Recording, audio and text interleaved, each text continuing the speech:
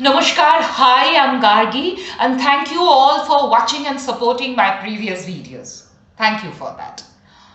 See, today I want to talk about something very serious.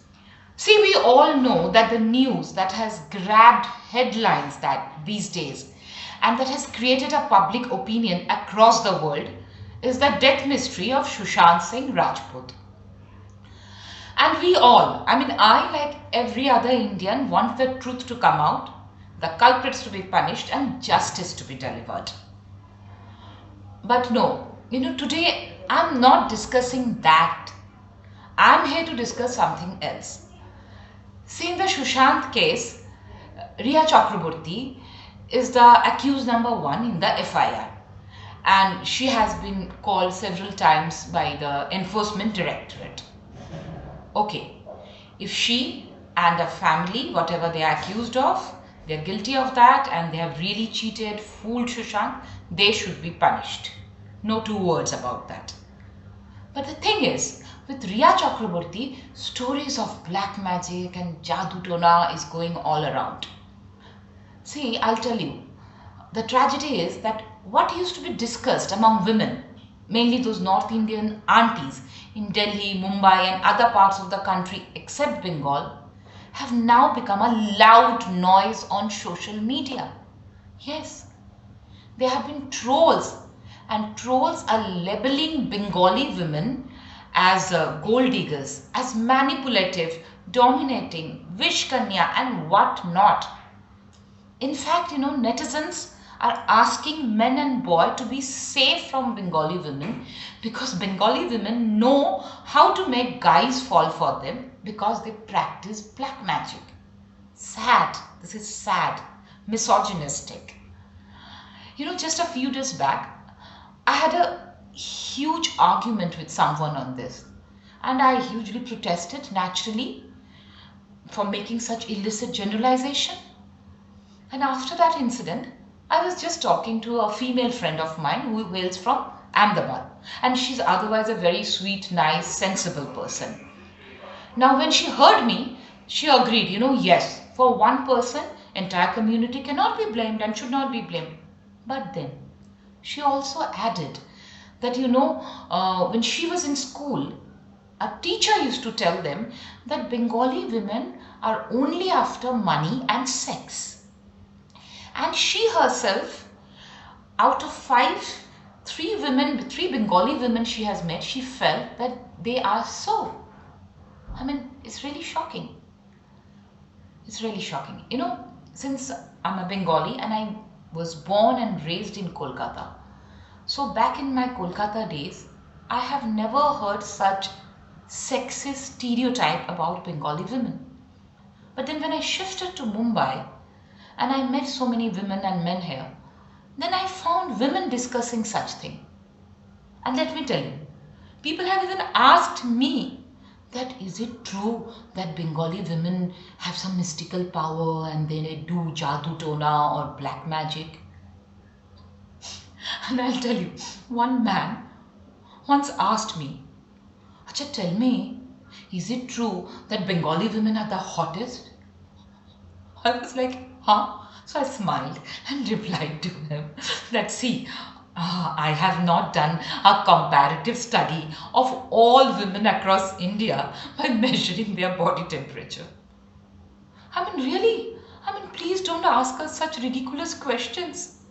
Men have also told me, that, what women do, the Bengali women do, they cast their spell and hypnotize men with their big black magical eyes. Oh my God. Yeah, they may be magical, but they are not black magical.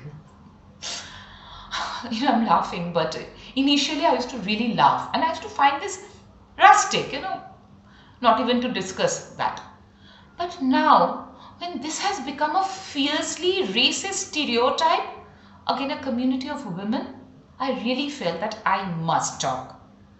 And I, as a Bengali woman, I'd say, no, we do not have any mystical power and we do not practice any black magic.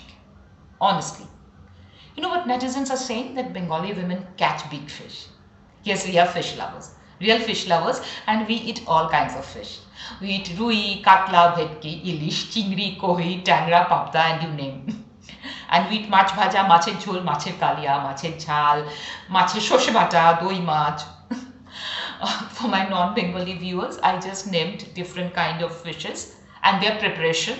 That is fish fry, fish curry, fish in very spicy curry, fish in a mustard sauce, fish made with dahi, and all that. But no, we do not look at men as fish. No. However, because of these trolls, I started delving into the socio-religious reason behind this kind of perception.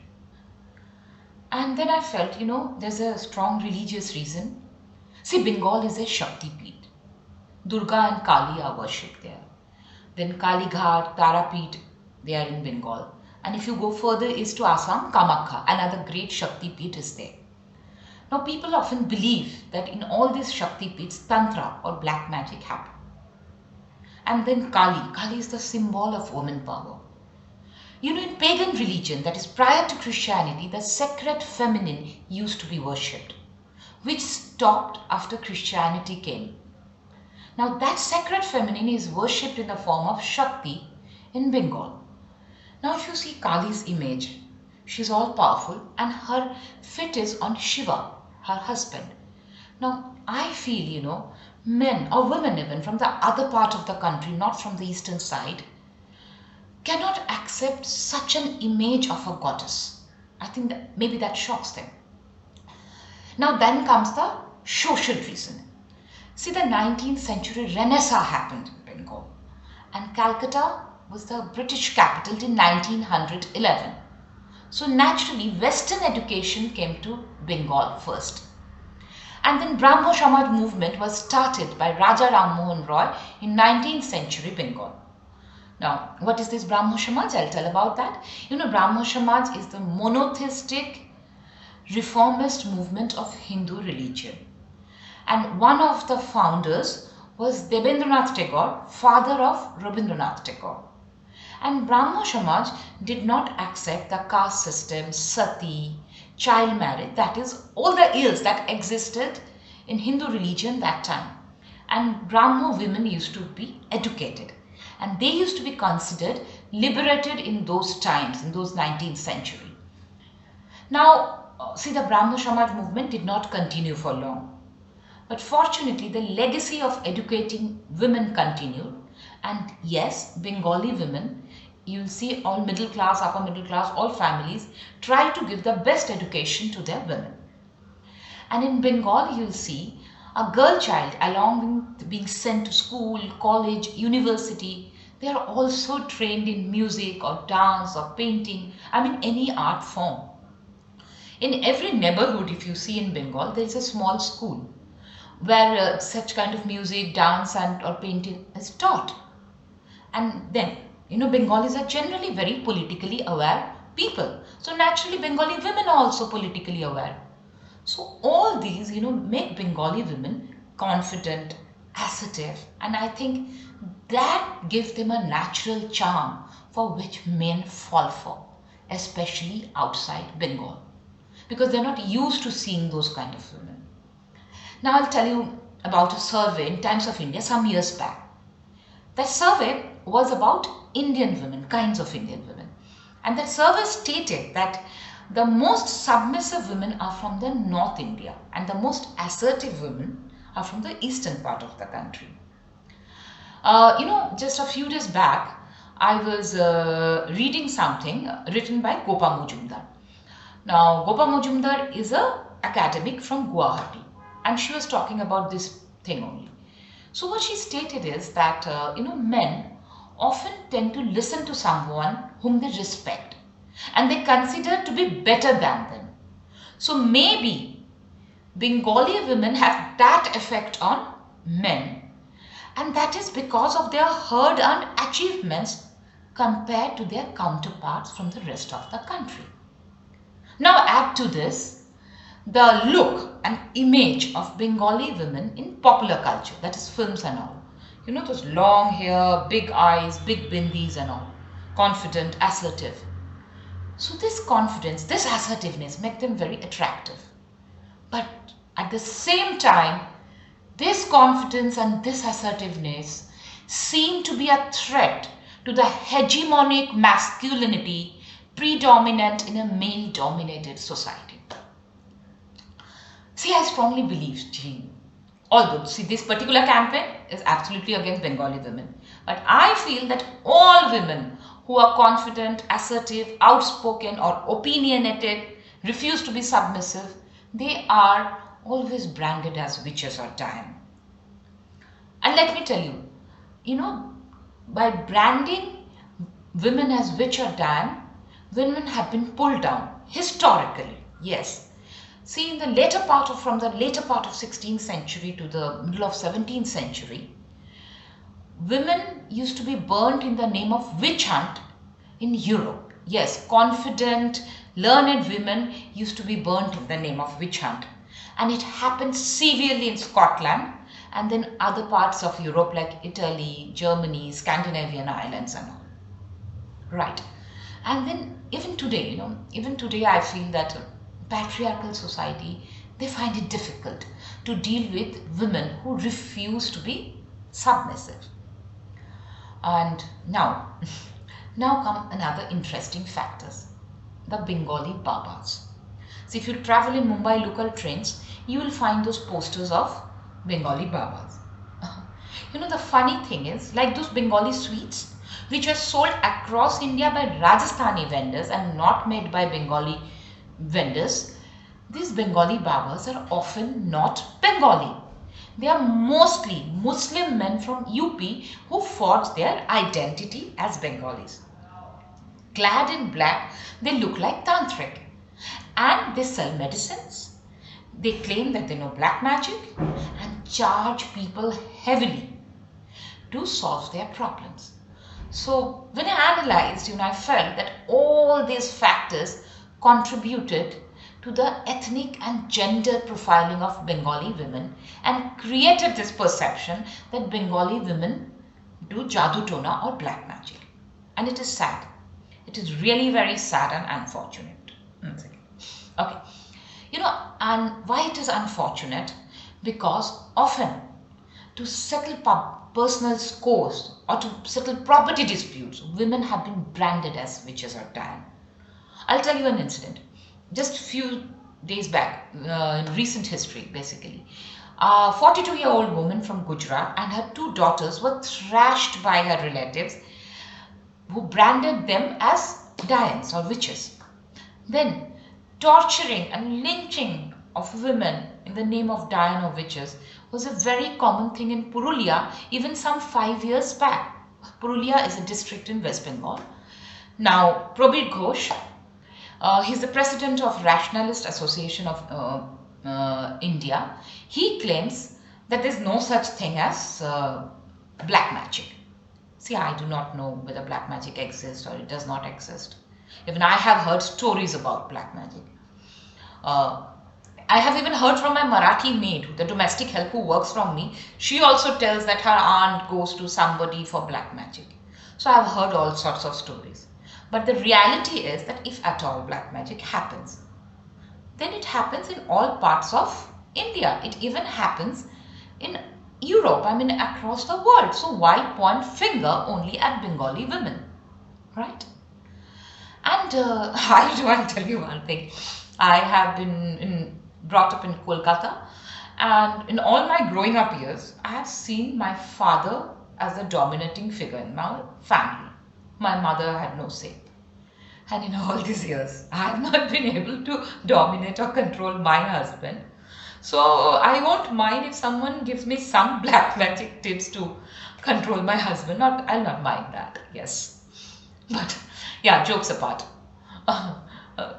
Sorry, I'm having a problem in my eyes, sorry. Yeah, I have an allergy in my eyes, a little bit of allergy, sorry for that, yeah. But yeah, what I said was that, jokes apart, but the unfortunate part is, netizens are asking men to stay safe from Bengali women. But the reality is that women at large, including Bengali women, have suffered for centuries. Yes, they have suffered. And it is the women who have suffered molestation, abuse, rape. In fact, a study said that 84% of Indian women suffer from domestic violence. So, this kind of thing, this kind of branding a community of women is really sad, unfortunate, and uncalled for in a civilized society, especially in a city like Mumbai in 21st century. Honestly, very sad. And today, I really wanted to speak on that from the core of my heart. But before I finish, I want to reiterate what I stated in the beginning. The reason for all this discussion, from where the discussion started, that is Rhea Chakraborty. Yes, if she is found guilty of what she is accused of, then honestly, take it from me, she is a shame in the name of Bengali women. And why Bengali women? She is a shame in the name of women at large. But because of one person's alleged misdeeds, it is unfortunate to shame an entire community. It is illicit generalization and it's not called for, so please do not do that. And please remember that Bengal has produced such great revolutionary women. Aruna Asaf Ali, she worked with Netaji Nayane and Karuna Datta. Then writers like Asha Purna Devi, Mahashweta Devi. Then the epitome of divinity, Ma Sharoda, the wife of Paramhansha Sri Ramakrishna Dev. Yes. So think before you make comments, generalized comment. And yes, we, the Bengali women, we are confident. Maybe we are smart and we are ascetic. And it gives us a natural charm. And you want to compliment that. Okay, welcome. But don't dare to call us witches. No. Thank you. I thank all of you again. Please watch, like, share and comment my video and subscribe to my channel. For those who are watching my video from Facebook, I'll request please put your comment on the YouTube link and like, share and subscribe. Thank you. I'll come back again with new videos. Thank you all again. Namaskar.